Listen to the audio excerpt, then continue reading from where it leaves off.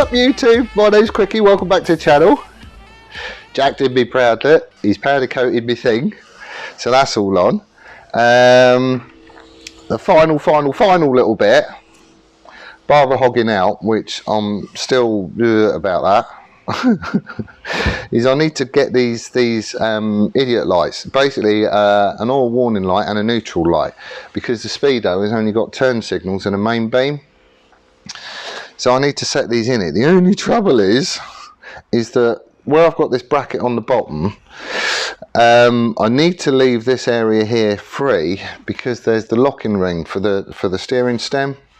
So he's got to sit up there, and I want it flush and flat against this. I've kept the bracket as small as I can do, with just two short sort of 10mm bolts to secure it in. Ain't going anywhere. It's a lovely fit up as well. It's really good. It's nice and snug. There's no rattling or any of that malarkey, but it does limit where I can sink these in. I want these to go in at a 20-degree angle, the same as this. The only trouble is when I drill my hole, I don't want to be clobbering into the threads for them, and there's not a lot of room. There's not a lot of room. Who's that? Oh, it's John in his forklift. It's not him. It's Mr. White Van Man, or Mrs. Woman with her power washer. I haven't got an easy way. The hole comes perpendicular to this surface, whereas I'm going in at 20 degrees to it. So we're off to one side. That's fine. We're going to have clearance. That's fine. It's just hard to get your head around exactly where the bloody thing's going to end up.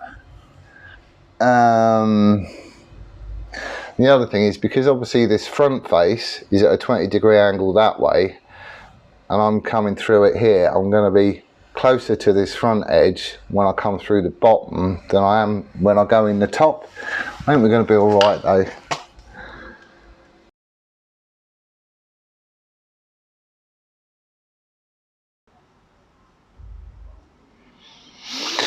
See, I was tempted just to drill and tap it to accept that thread, but the trouble is, because the top of this is cones. Oh, where are you? They do that, don't they? So you can see the top of this is just sort of tapered.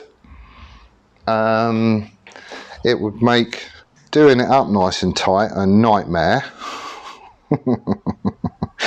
And I don't really want to put some thread lock in and just wind it in, because what I might end up doing, and I haven't decided yet, but I might end up powder coating the top yokes, the headlamp tubes, because there's going to be tubes between the top and bottom clamp, and the bottom yoke, just to try and make it look a little bit older.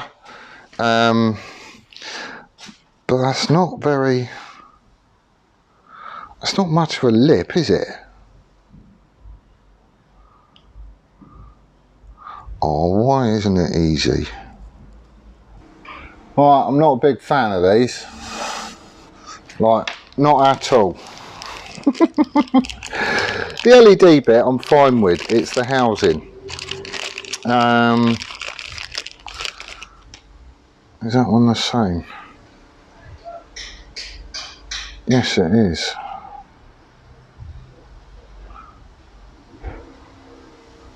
Yeah. Where are you? Right, okay, so that's the thing. I'll try and do the zoomy thing. I'll keep this where it is at the minute, but it's literally just like a little sort of cone shaped thing with an LED in it, threaded back section. So this, if you can see, it wobbles. Can you see that? And the reason why it wobbles is if you pull it out, that's all there is inside it. So there's like this plastic piece of junk. It's, you know, it's got a chunk missing and everything there, look. But that's just getting rammed inside this housing, and that's all there is that secures it. But it still moves, and I don't like that. The thing that I really don't like is this shoulder here, where the sort of cone shaped bit comes down to the thread. Is bugger all. It's under a mil.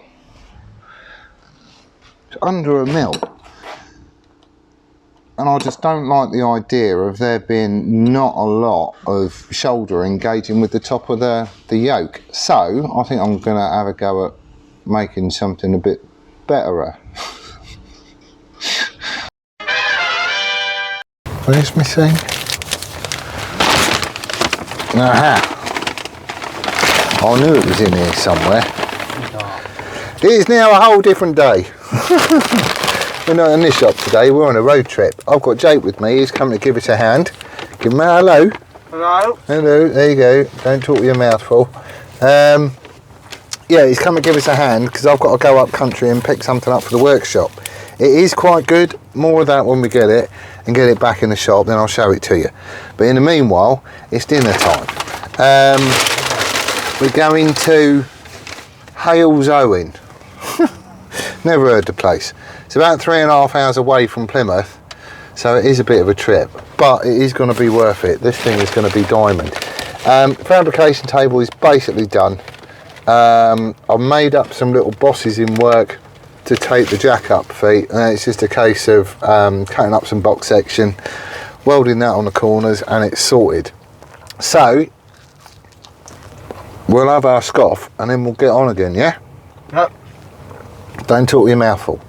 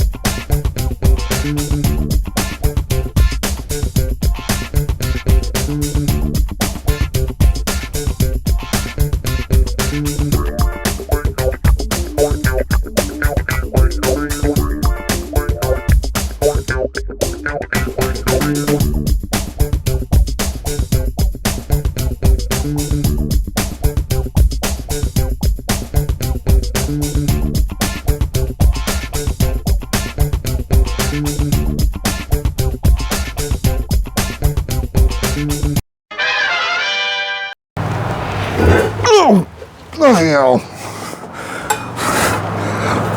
Why is it so heavy?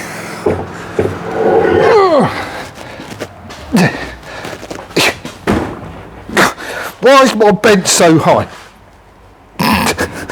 Why aren't I taller? Why don't I buy lighter stuff? Right, there's another bit to it as well. This is its handle, and that goes on there. God, it moves nice, doesn't it? This is a Stancroft number 2 fly press. Look at that. I don't know how old it is. What are we saying here? GEC Walsall Limited. What's that? Plant number whatever. I can't read that bit. Don't know. What else has it got on it? I don't know. What's that all there for? Ooh. No, I can't see anything else on it. It does weigh an absolute bloody ton. And this is only a little one. The one we've got at work is like up here somewhere. It is huge. I don't think I could lift much more than that. That probably weighs, well, similar to the bed on Brian. Basically, it's somewhere around there. So why have I got this? Well, for my own little business, yeah. Some of it includes stuff like that. Yes, I've got the hydraulic press, and it is a 20-ton jobby, and it is dead good. But that's more for sort of sneaking up on stuff like, you know, when you're not quite sure how far you want to press something in. So like wheel bearings, that sort of stuff.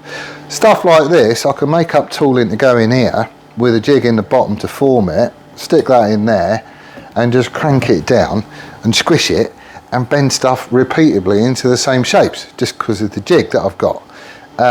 So essentially you have a die on the bottom and a die on the top. Yeah, there's a hole in there.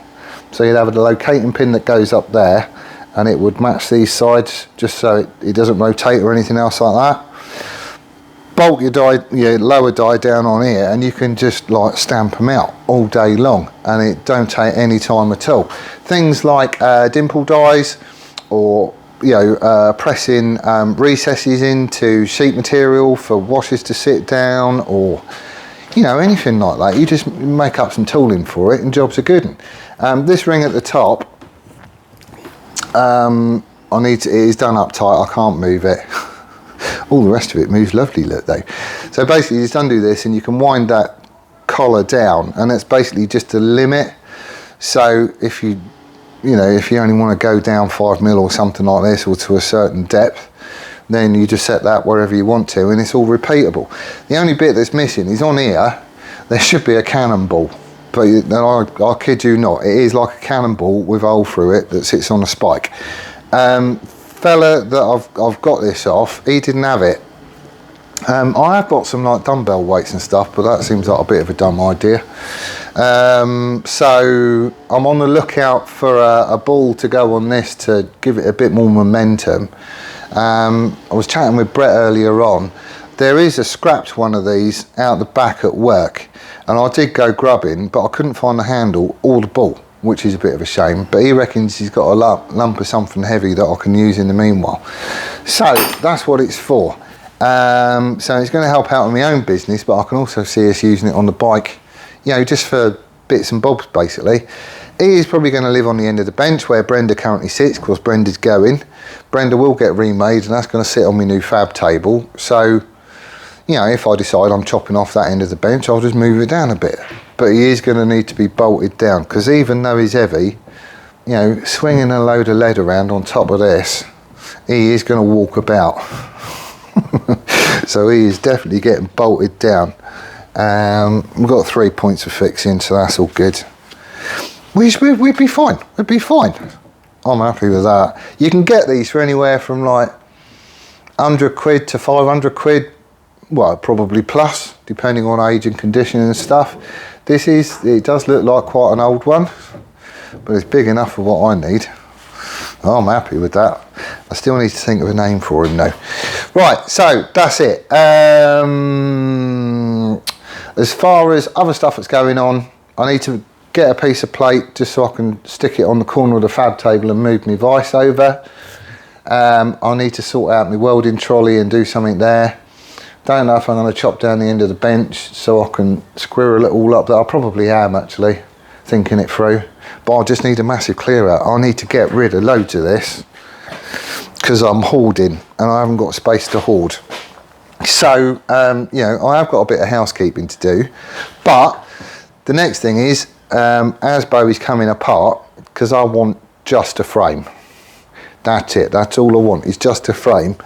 And then the first thing I'm making on my new fab table is a frame jig. I've got a load of steel at work I need to get back. I'm still toying about with ideas for the frame. So, it's a little ways off yet. But I think I know what I'm going to do. I just want to get rid of the breakaway. I hate them. I hate them with a passion. Really don't like it at all. So yeah, that's all going, but I just need to sanity check a couple of bits and pieces really. But yeah, we'll have the frame off, we'll build a frame jig to mirror that frame, and then I can just have at it and build a new one and see where we go from there. I know what I'm doing. I do know how I want it to look and everything else. I just need to make the stuff to get it done. So that's all coming, but this is where I'm leaving it. So thank you ever so much for watching. Do hope it didn't bore you too silly, and that you're well and staying safe, and we will see you on the next one. Laters!